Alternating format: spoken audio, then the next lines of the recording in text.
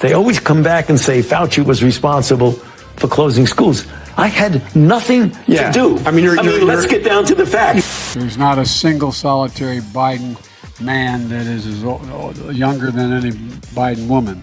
When the so-called Inflation Reduction Act will really start to bring down inflation. Talk about the strength of the dollar right now.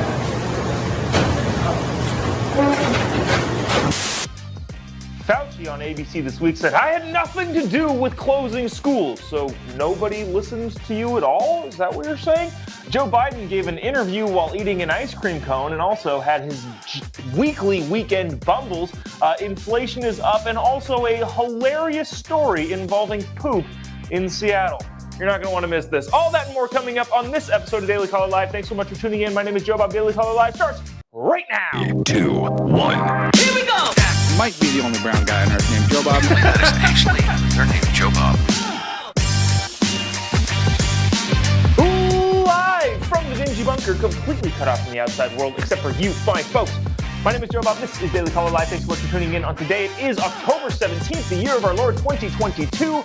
And Dr. Fauci is back. As I feel like once a month, Dr. Fauci does an interview. We look at that interview. We go, what in the world is he talking about? And then he goes away and hopefully will retire soon.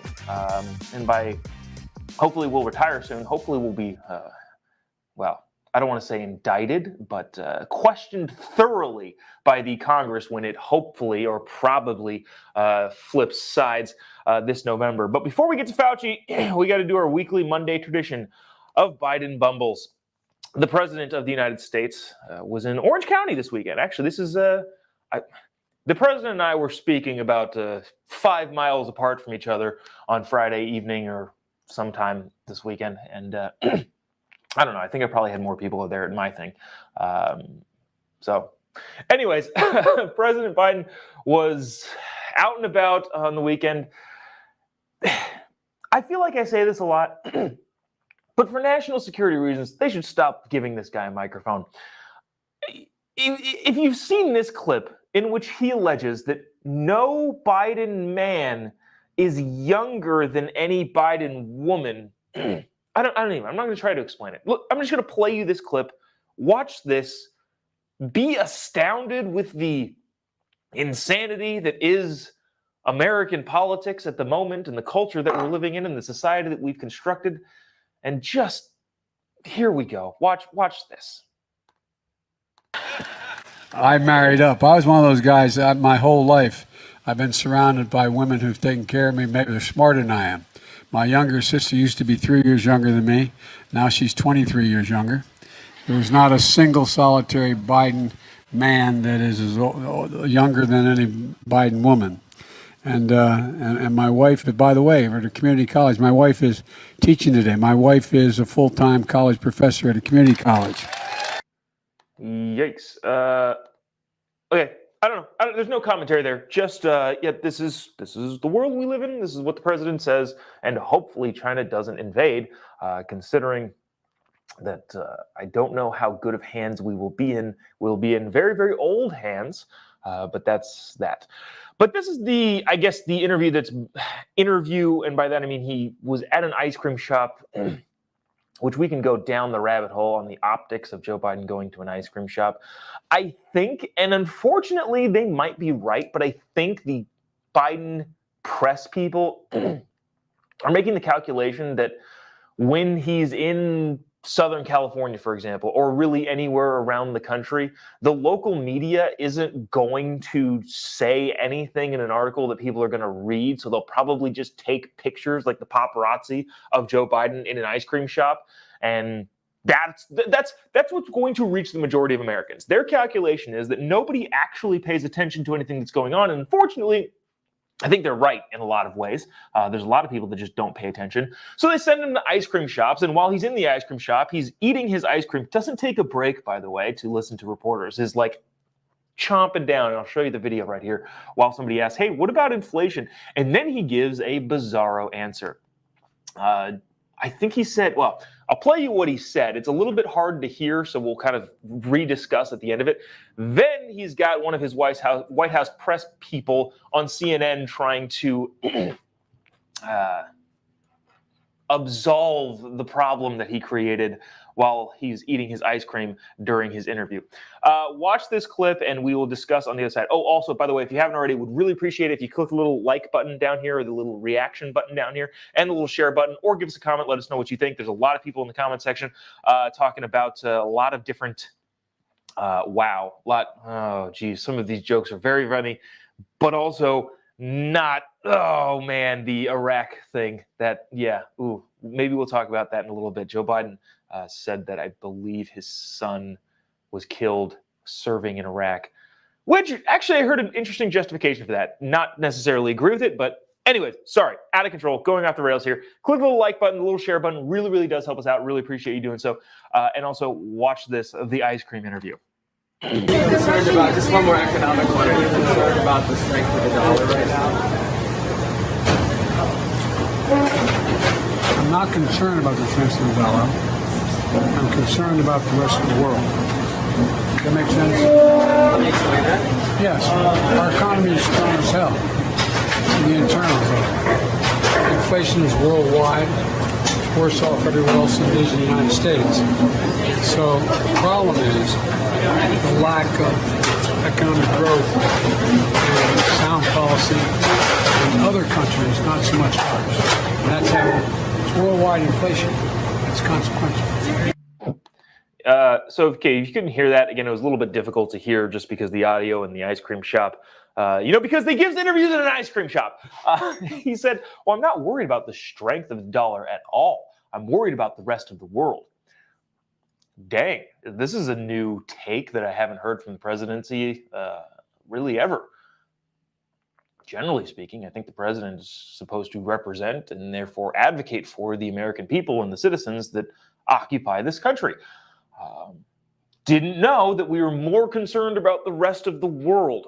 Then he went on to say inflation is worldwide, which is true to an extent, but that doesn't absolve the problem that was created by printing way more money than we needed to spend on things we didn't need to have with money that we didn't have. The rest of the world did that as well, and there is that. This is funny. I'm going to bring it on. Arthur says brain freeze. Good joke. Contextually good joke. Kimberly says something funny. I'm pretty sure this is a joke and a good question, because is that cookie dough or chocolate mint? Which is the questions that he generally gets asked when he goes and eats ice cream. I would imagine he walked over to those reporters thinking that they were going to ask him about, wow, what made you make the decision to go with a waffle cone instead of a regular cake cone? Well, I felt like waffle cone today, because that's usually the questions that get shouted at him in his ice cream photo ops. But they asked him about inflation, and he had an interesting answer. All right, I want to play then this. This is from CNN. One of the Biden spokesholders was on CNN talking about inflation. Joe Biden in the ice cream shop was talking about inflation. And she was making the rounds talking about inflation. Also, by the way, this is the last clip of Biden's weekend, the Biden White House weekend. And we got this Fauci thing. The Fauci thing is phenomenal. Not in a good way. Phenomenal in the fact that did some digging. And I think we're going to relitigate the entire school closure thing from the federal government right on down to the teachers' unions and all that sort of stuff. So just stay tuned for that. Watch this clip from Joe Biden's spokeshole on CNN talking about inflation, and then we will discuss quickly and then get right into Dr. Fauci, who said he had nothing to do with school closures. Nothing at all. So watch this. Yeah, I'm just curious, and a lot of Americans are curious, when the so-called Inflation Reduction Act will really start to bring down inflation. So the many parts of the bill will start to take effect next year. For example, there are tax credits for energy to help people weatherize their homes and also bring down other forms of energy costs. So we are focused on helping to make that transition to clean energy in a way that brings down energy costs for families. Okay, so the question posed to the White House official was, hey, when is this whole Inflation Reduction Act going to reduce inflation? She said next year, people are going to start weatherizing their homes. So we're going into winter right now, and then January, the summer comes. You don't need to weatherize your home during then. Okay, so next fall/winter, there are going to be some incentives to weatherize your home, and that's supposed to help inflation now. Because remember, the Biden administration and Joe Biden himself and Kamala Harris and all of them have been saying, well, we passed the Inflation Reduction Act. And for some reason, reporters, including Jake Tapper on CNN last week, just let them get away with saying that. And don't say, hey, nobody thinks this is going to reduce inflation. Do you want to maybe rename that? I don't know. I don't know what we do, guys. I don't know what we do. What I do know what we should do with this guy is haul him in front of the congressional committees and the Senate committees if the Republicans were to take them back in November, which seems, I'm optimistic. I'll get into that. Maybe we'll get into some election stuff in you know what? Tomorrow is a great time to get into election stuff because there's a big ruling last week on the Georgia election laws, and we'll break that all down tomorrow. How about we settle on that? Because today I want to talk about Dr. Fauci. When I'm doing this show and we're putting it together the night before and the morning and getting clips and all of that stuff and trying to figure out what people are going to be interested in, because we want to bring you stuff that's engaging but also have some commentary that is something, I don't know, that you may not see anywhere else.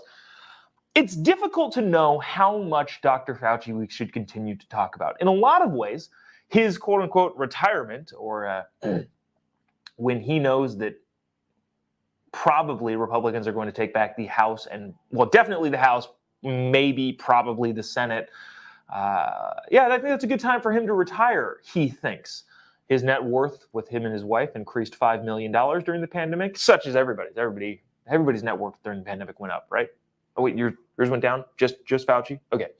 Dr. Fauci thinking, hey, I don't want to be hauled in front of Congress as many times as humanly possible, so maybe I'll just retire and hopefully everybody will forget. So there's a dichotomy in my mind of, should we talk about Dr. Fauci? Because I think people should continue to know about the awful little guy who did a lot of bad things and didn't apologize for any of them.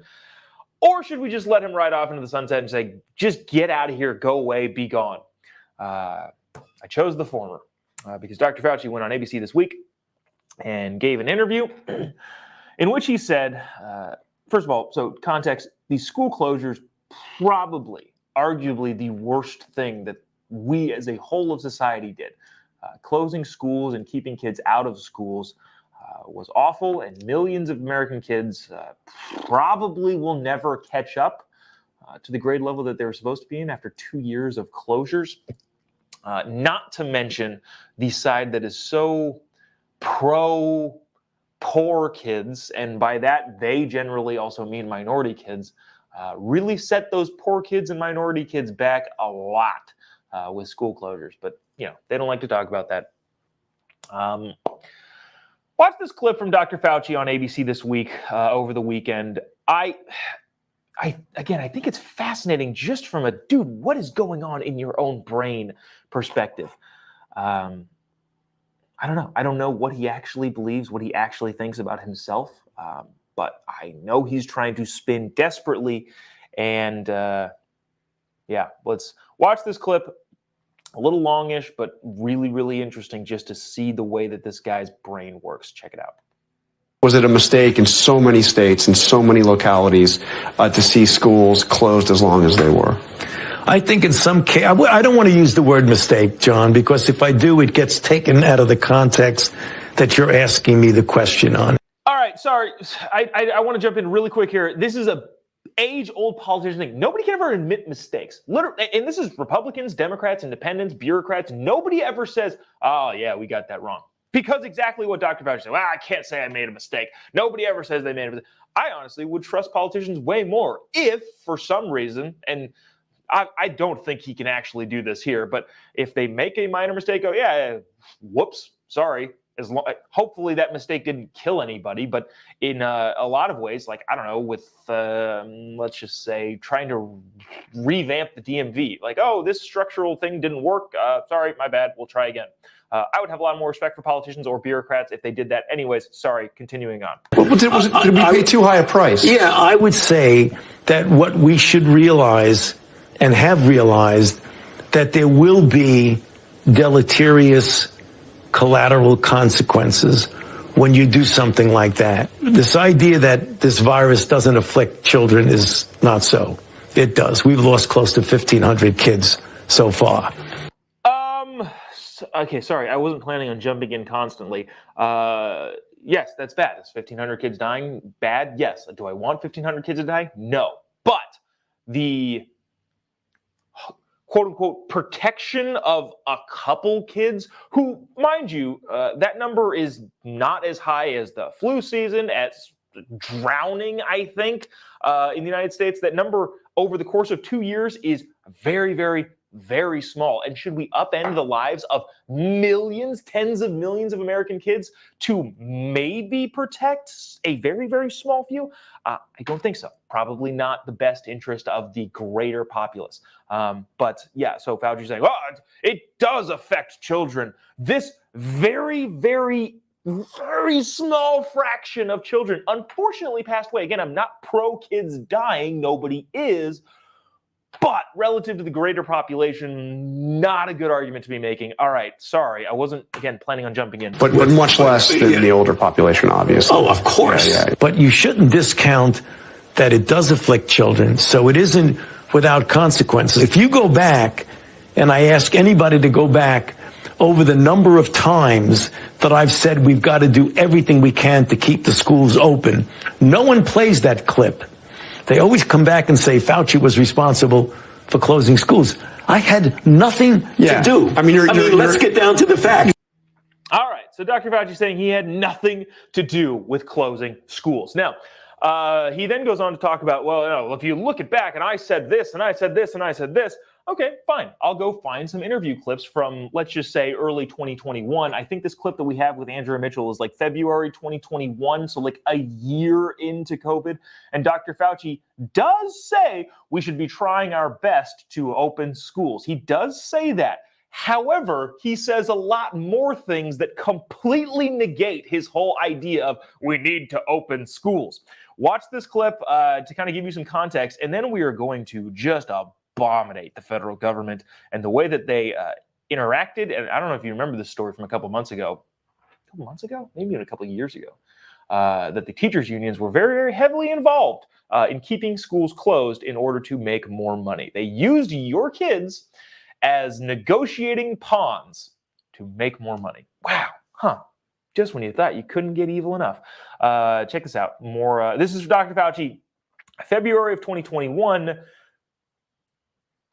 saying he's the priority. He says what he says. This is February 2021, Dr. Fauci, and then how that relates to his most recent interview. Check it out. Is it really safe for teachers to go back to those schools if they've not been vaccinated?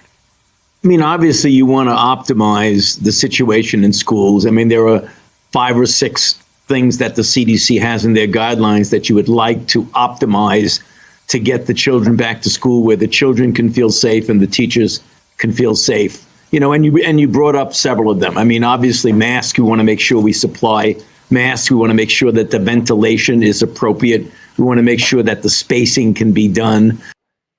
So I feel like that's a huge problem here. So just to jump in there, Fauci says, in his own words, I think that schools should be doing everything they can to stay open. Good. We all agree. Thank you for that.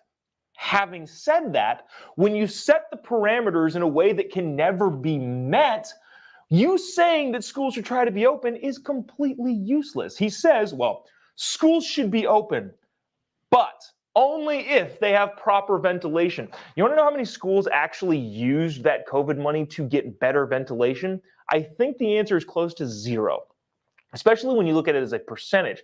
No school, I don't think, really did anything to revamp their ventilation. So therefore, in Dr. Fauci's word, even though we should be fighting to keep schools open, none of these schools should be open because they don't have the proper ventilation. And then also the spacing. Wow, okay, so did we just build double the schools because we want to space kids out, which, by the way, wasn't really actually helping anybody do anything? If that's the standard, you saying that, well, we need to keep schools open is meaningless. That's like saying, every American deserves the right to vote as long as they can fly. Do I agree that every American deserves the right to vote? Absolutely. But if you put the qualifier in of something that nobody can do, me saying that doesn't make any difference. Do you get what I'm saying here? Dr. Fauci saying we should fight to keep the schools open is completely useless and meaningless if you set the bar at a place that is unattainable and people aren't doing it. And obviously the federal government didn't specifically close schools down. He says that and he tries to make that very clear, and I understand that to an extent. But school board members across the state, in a bunch of your lockdowny states, state school boards, county school commissions, all of these individual areas were looking to the federal government, which is him. And even though he never said, you need to shut schools down, obviously his influence, the CDC's influence, the NIH's influence had a big impact on whether or not schools stayed open. He goes on, kind of makes that same point again. We'll watch it and then we'll keep going. What should they do if they can't get a vaccine and they're serving in a inner city school where the kids need them, but the schools are not properly equipped? Well, I mean, obviously, you're creating the very worst case scenario as a hypothetical situation, which in some respects, Andrea, can be a realistic situation. In those areas, then it's going to be very difficult, but you're going to have to do the best we can to address those issues, which are essentially stumbling blocks in the way of getting these schools open. Yeah. Again, that is just kind of him saying it again. Well, I think we should have schools open, but there's so many stumbling blocks, I just don't think it's possible. You don't get credit for advocating for schools being open if that advocacy comes with all of these variables and contingents that never can actually be met. Speaking of all of that, here, let me get to some of these comments too. William says, Dr. Fauci is a disgrace. He continues. I don't know why he does these interviews. I don't know why he thinks that does he think he can save his public image? I don't think so. Julie says, go away. Santana says, the school closures messed up my son's junior and senior year of high school. Yeah, it's terrible. This is interesting. And again, this is the VAERS, the adverse effects for vaccinations. Ryan said, how many kids have lifelong health problems because of the vaccines? I don't know. I'm not suggesting that there are a ton. I'm just saying that's another interesting question, especially when you can consider the tiny amount of kids who unfortunately succumbed to COVID.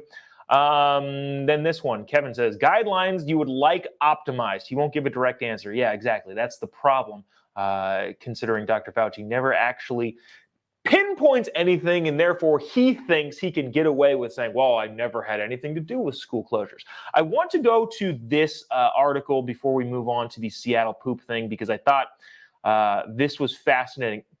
Does anybody remember a couple months ago, there was emails obtained by, who was that? The New York Post obtained emails from the conservative watchdog group, a conservative watchdog group, that documented correspondence and conversations between AFT leaders, the American Federation of Teachers, the second biggest or biggest teacher union in the country, a massive teachers union, leaders, and the CDC director, Dr. Rochelle Walensky, who again is not Dr. Fauci, but if you don't think Dr. Fauci and Dr. Walensky talk all the time, you are stupid.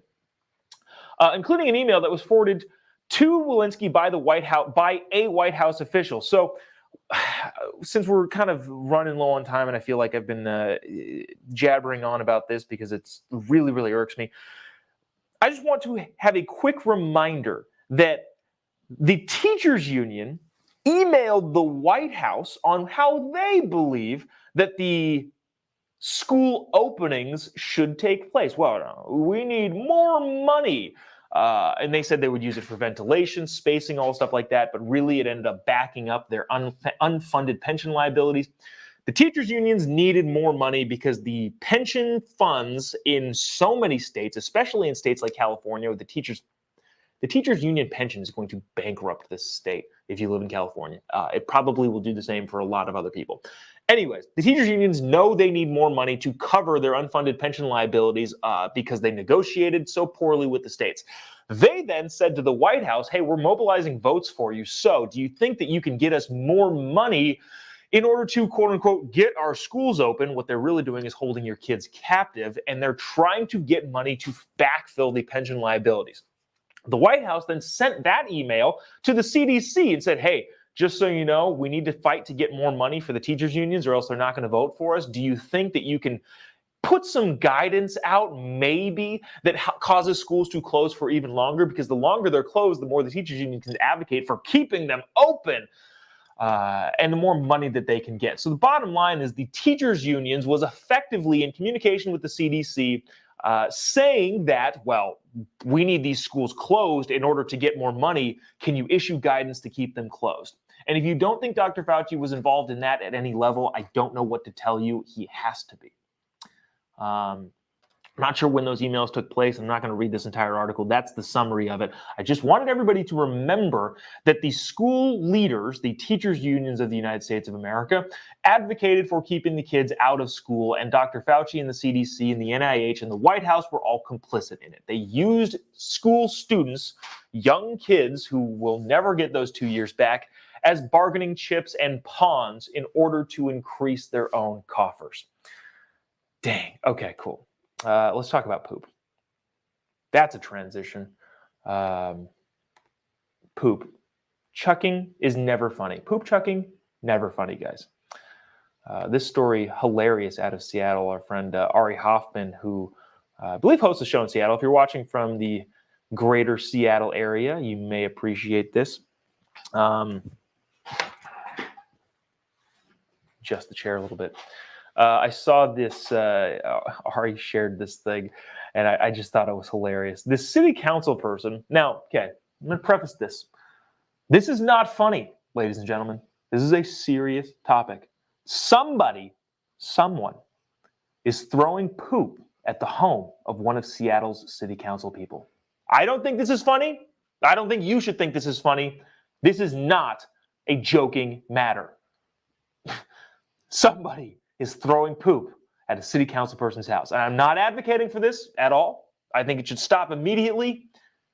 And it's not funny. Not funny. Kashama Sawant, I don't know if that's how you pronounce it, the Seattle City Council member who led the charge to defund the police department, is now requesting police to protect her home in response to repeated scatological vandalism. This is from the Post-Millennial, and that writing is hilarious. Scatological vandalism. Somebody's throwing poop at her house. She wants it to stop. Sources tell the Post... This isn't funny, guys. This is not funny. Sources tell the Post-Millennial that over the past month, somebody's been throwing human feces at the council member's home. According to the source, Seattle police responded and took a report. The council member is now requesting permanent patrol presence monitoring her place from 5 p.m. to 10 p.m. every day. This isn't funny.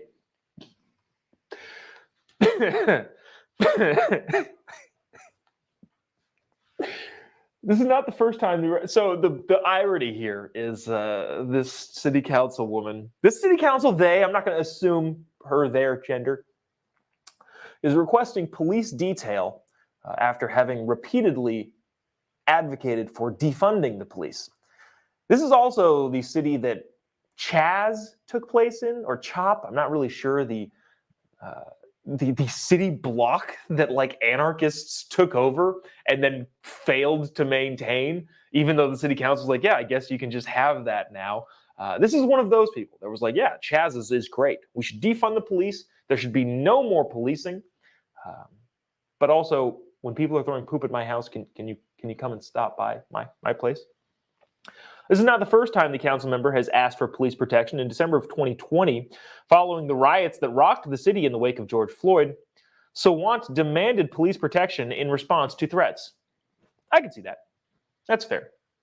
It's still ridiculous that she's advocating for defunding the police, but I can see that. At least I can see that. However, it was later revealed that Sawant had used the threats for publicity before contacting the Seattle police. Shocker. Sawant was one of the most vocal members to defund the police movement in Seattle, which led to hundreds of officers leaving the force. Following the defund movement, the crime skyrocketed and the city was on track to have the highest year on record of homicides. Not good. Not good at all. Again, no, I'm not advocating for anybody throwing poop at anything. There was also a guy who was throwing poop at Nancy Pelosi's house. I'm not saying that's a good thing. I'm just saying that sometimes it happens. Don't do it, folks. Don't poop on people's driveways. Don't throw your poop at their house. It's not funny. Wow. So there's several of you that comment on these videos, and some of you, I swear, I should give a job to writing. It's just funny. You guys are just so funny in the comment sections, and I'll bring some of these to you. Scatological slinging. It's funny. Good writing from the post-millennial, and yeah, it's funny. Philip says, now that's funny. Julie says, LMAO, laughing. She's laughing very, very hard. Philip said, if it's not funny, why am I laughing? I don't know, Phil. That's your problem, not mine. This is a serious matter. And then the comment of the day of the poop slinging of the Seattle City Council member's house goes to Ryan. Man, that's crappy. This isn't funny, guys. We're not having a good time. This is a serious matter. That we should stop. Tomorrow, I do want to talk about. It's at a decent length. The Georgia the Georgia voting election laws. Do you remember the Jim Crow on steroids? The super duper racist voting laws in the state of Georgia. Well, there's a ruling that came out that will shock you, and the media is reacting accordingly. Stay tuned for that tomorrow. Also, Stacey Abrams is running for. Oh, that's what I was going to say. I had a conversation. Not had a conversation. I was listening to the brilliantly articulate mind of Charlie Kirk talking about the Georgia election. What was that, Saturday night? And oh my gosh, there's some interesting revelations that I would like to pass on to you. Could be really, really fascinating when it comes to who controls the Senate. Going to be fascinating. Anyways, all that tomorrow. We will see you then. Thanks so much for tuning in. If you haven't already, give me a follow on any of your social media accounts. Just type in JOBOB. You'll be able to find me pretty much any social media platform. The Chiron on Facebook is wrong, and I still have not added the Getter one. But just type in JOBOB. You'll be able to find me on Truth, Getters, Instagram, Facebook, YouTube. Also, I got to start posting more stand-up material because the stand-up. I think I posted like 2 stand-up reels, which are like short video clips in like a minute, and like one of them, this is 3.5 million views so far. This is insane. This is crazy, guys. I appreciate it. So if you're watching on YouTube, great. If you haven't followed on YouTube, go follow on YouTube because this stuff is blowing up and it's very exciting. And I appreciate all of you for sticking around and making it so that I can continue doing this. Very, very appreciative of that. That's going to do it for us today. I'll see you tomorrow, same time, same place. Actually, probably earlier. We tried a new system today, which, of course, you try it the morning of a Monday morning. That's why we're about a half an hour late. So appreciate all you sticking around, tuning in. See you tomorrow, same time, same place. God bless America.